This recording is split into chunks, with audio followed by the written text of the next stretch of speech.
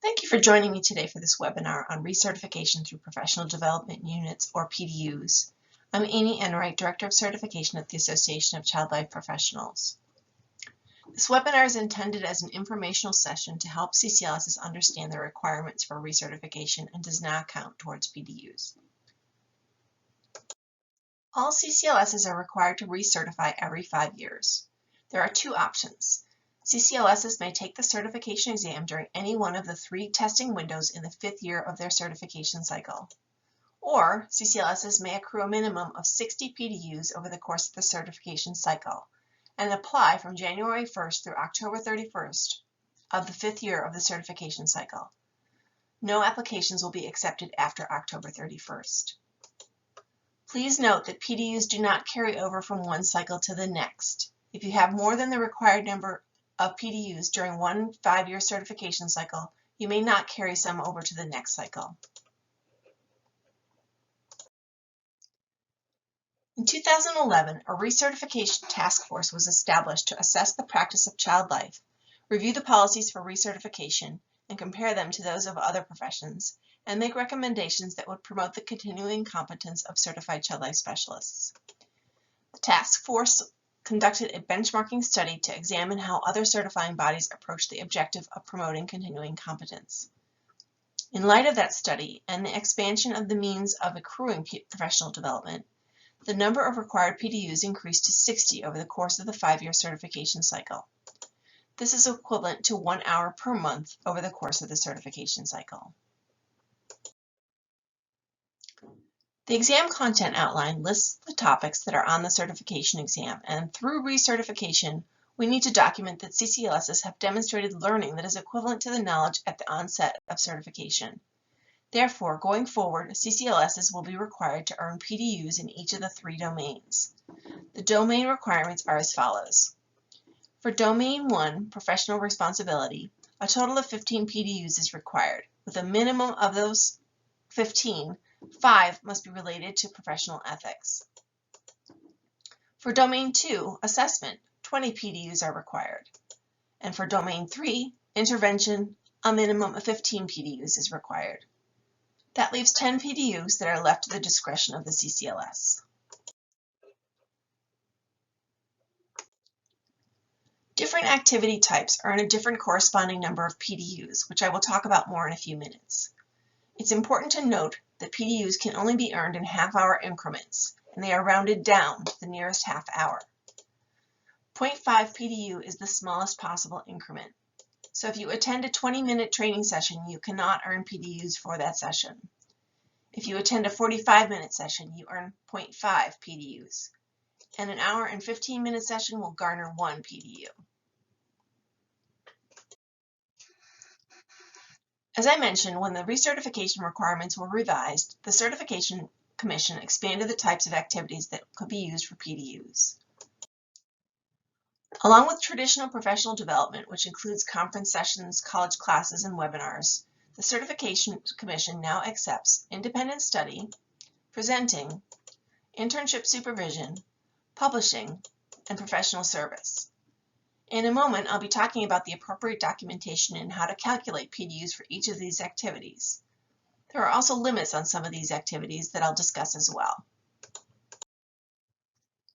Right now, let me talk a little bit about what is not acceptable for PDUs. First and foremost, all sessions must be related to the exam content outline. The point of recertification is to show that you have retained or improved on the knowledge you showed when you passed the certification exam. So activities without the connection to the exam content outline do not count as PDUs. Other activities that do not count include patient care and other employment duties such as academic instruction, academic courses that are not taken for college credit, mission or service trips, networking sessions, meetings, hospital tours, internships and fellowships, in-services that are required by your employer, session time that's devoted to organizational business, entertainment, or social activities, including meal breaks, travel time, journal clubs, blog postings, and recorded sessions that don't have a quiz or other type of assessment. Moving on to the acceptable activity types. The first of these is traditional professional development, like college classes, in-services, webinars, and conference attendance. Here are some of the types of sessions that are accepted: seminars, workshops, conference breakout sessions, keynote addresses, plenary sessions, opening and closing sessions, intensives, employer-based learning, which includes in-services and grand rounds, webinars, web conferences.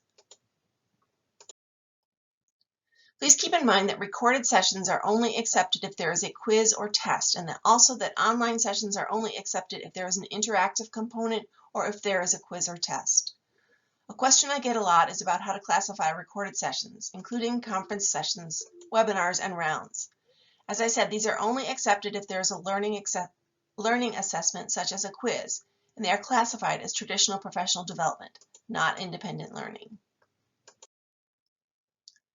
To calculate the number of PDUs that you earn for traditional professional development, it's a 1-to-1 ratio. For each hour of educational content, you earn 1 PDU.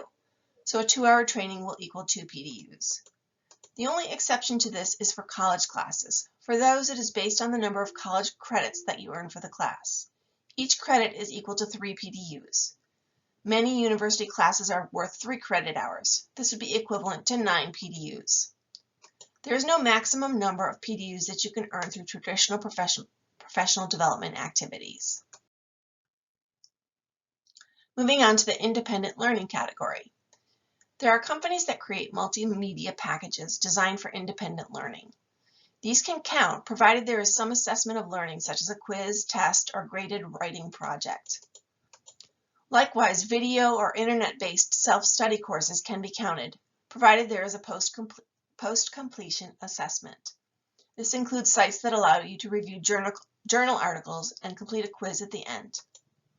As I mentioned a moment ago, this does not include a recorded traditional professional development. For instance, ACLP records many annual conference sessions and makes them available through the All Access Pass or the on-demand ACLP webinars. Those sessions end with a quiz and are classified as traditional professional development, not independent learning. To calculate the number of PDUs for independent learning, 1 quiz or test is equal to 1 PDU. Keep in mind that there is a limit of 10 PDUs that can be earned this way during the 5-year certification cycle. The next activity type is internship supervision. Those who provide direct supervision to interns can earn PDUs that way. One important thing to remember about intern supervision is that if you are acting in the capacity of the internship coordinator, you cannot count those hours for PDUs. Only the direct supervisor of the intern can earn PDUs. There are descriptions of these 2 different roles in the recertification manual to help you figure out if you can count them as PDUs.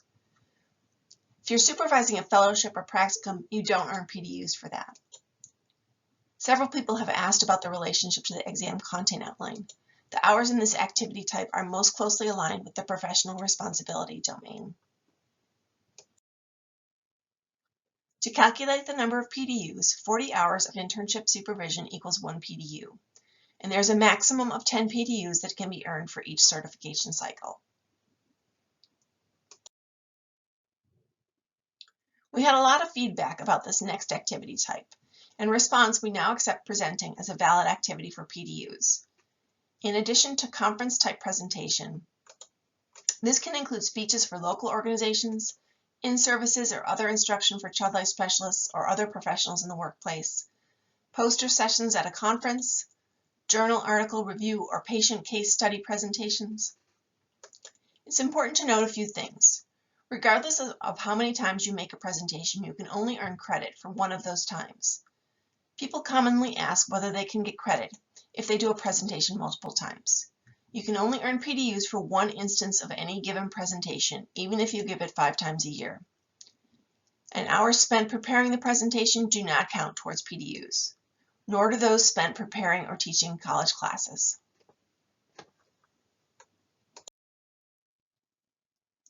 To calculate the number of PDUs, there are a few formulas.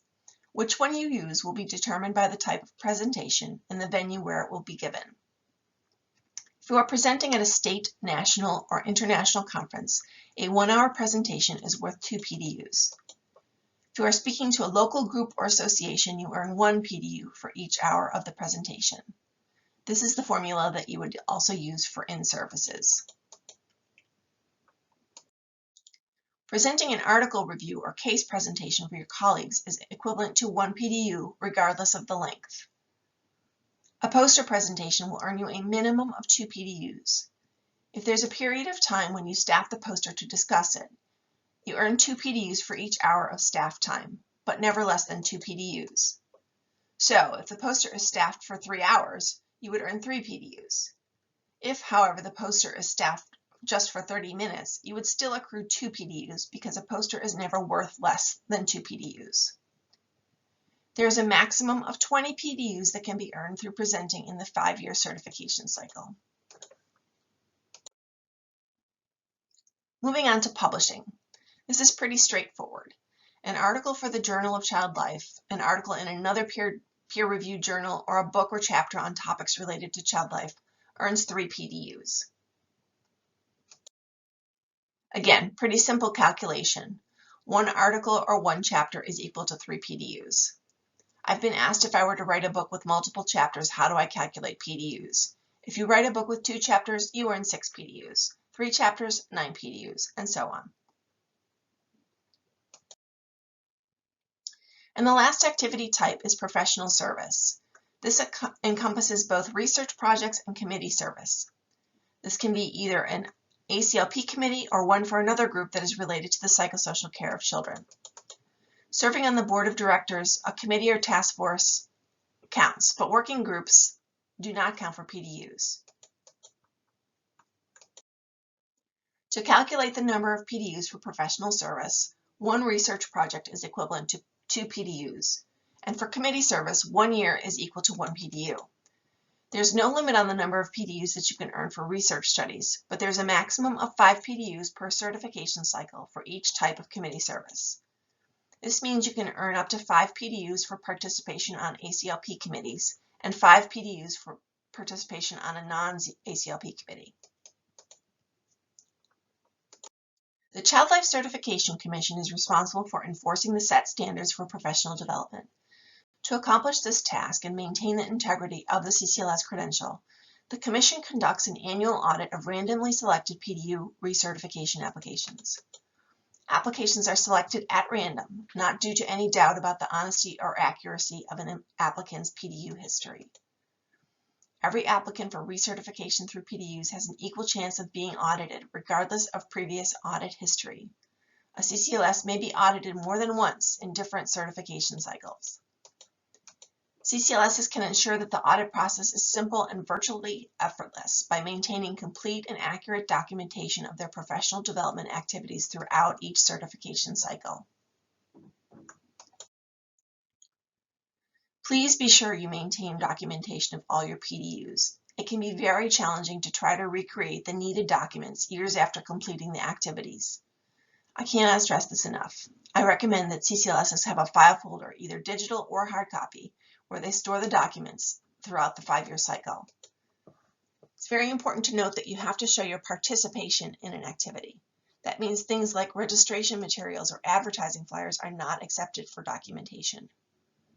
One thing that has challenged people in the past is documentation for the ACLP conferences. At each conference, there's a certificate of attendance that is only available on site. It is usually given directly to attendees when they pick up their tote bags with their registration materials. That is the document needed if you are audited.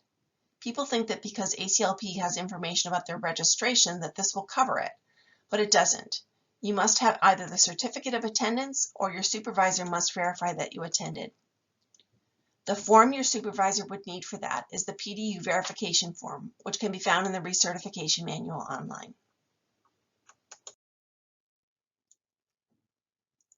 For documentation of traditional professional development, there are a few options. Most often it will be a certificate of completion or attendance, but the PDU verification form from the organization sponsoring the event or from your employer may also be accepted. And for college classes, a university transcript is the required documentation. For independent learning, you would be required to present whatever document the sponsoring organization provides that shows the successful completion of the quiz. For sites that offer literature review, there is usually a certificate that can be printed once the quiz is successfully completed. The PDU verification form completed by your employer is the required documentation for internship supervision. Again, it's available through the website in the recertification manual. To document your presenting activities, you will need to show a copy of the presentation or the program announcement that lists the presenter's name, the date, length, and location of the presentation, and a contact person at the sponsoring organization. Other types of acceptable documentation include a copy of the attendance sheet and an outline of the presentation, or the PDU verification form. For documentation of your publishing efforts, a copy of the printed article, the title page, or table of contents of a book are all acceptable. And finally, for professional service, your options are a copy of the research summary or conclusion, or the ACLP committee roster, or, for other organizations, verification from their board. Here are the written instructions for entering PDUs. I'll walk you through these steps in just a moment.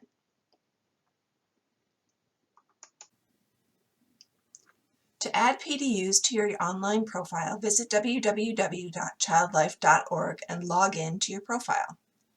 Click on the menu icon. It's this three horizontal bars that are on the blue background right here. And click on Add PDUs.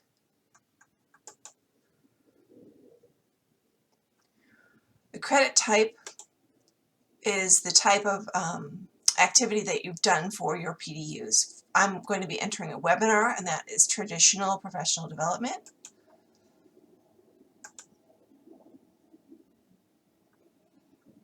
I'm going to select the domain. For this one, it's assessment. Enter my session title. Session type is webinar. Organization provider is ACLP.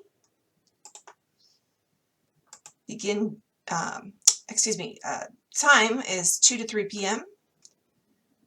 Beginning date is, let's make it today, 3/11/20.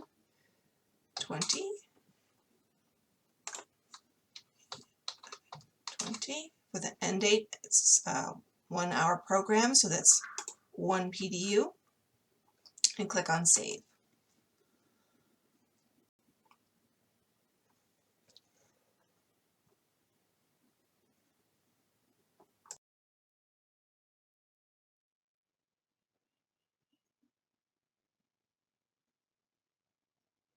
Here are the written instructions to review your PDUs. I'll walk you through them now. To review your PDUs, you can visit www.childlife.org and log into your profile.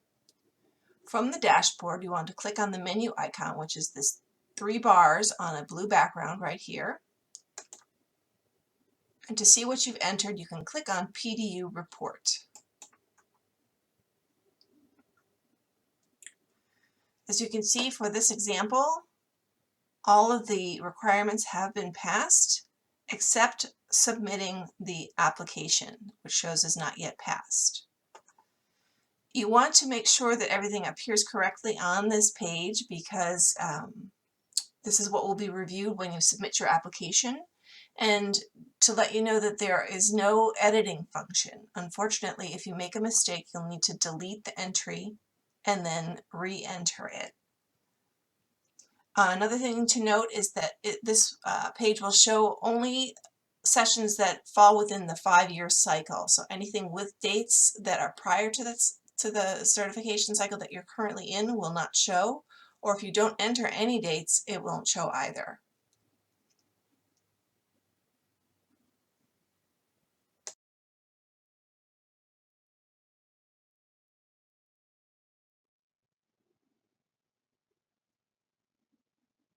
When your PDU report is complete, you must submit your application and pay the recertification fee. Again, these are the written instructions that I'll walk you through right now.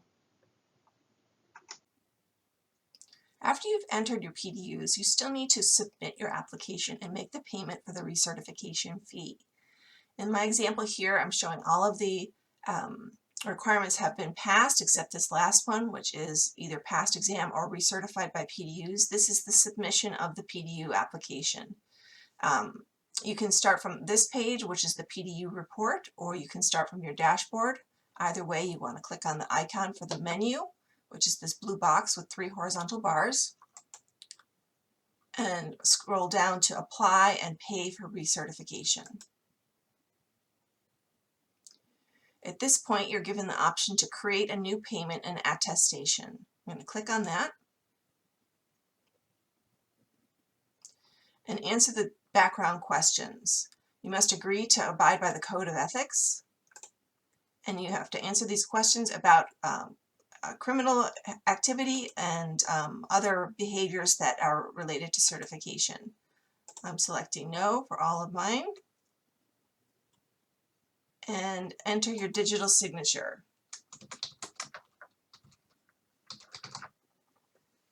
Click on Save and Continue. This will take you to the shopping cart. From this point, it's pretty standard. You just want to choose your payment type and put in your credit card information, your billing address, and submit your payment. I do not have a payment to submit, so I'm not going to walk through the steps. If you have any questions about this, you can contact us at certification@childlife.org.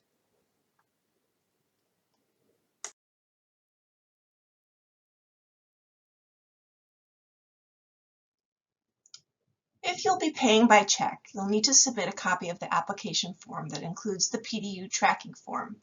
You can find this in the recertification manual on the website, and send those forms along with the payment to the address that you see on your screen. Here's a checklist for you to follow to complete the recertification through PDUs process. You'll also find this checklist in the recertification manual. Consider these questions. Are you in the 5th year of the certification cycle? Are you applying prior to October 31st? Have you read the rules and requirements in the recertification manual? Have you accrued 60 PDUs, with 15 in professional responsibility, 5 of those in ethics, 20 PDUs in assessment, and 15 PDUs in the intervention domain? And just as a reminder, the remaining 10 PDUs can align with any of the 3 domains at your discretion. Are you familiar with the acceptable activity types? If not, please rewatch this video or see pages 10 to 16 of the recertification manual. You'll also find on those pages information about the limits that may be on some of the activity types that I spoke about earlier. Do you have documentation for each PDU in case you are audited? Have you entered your PDUs in the online profile or on the PDU tracking form if you're paying by check?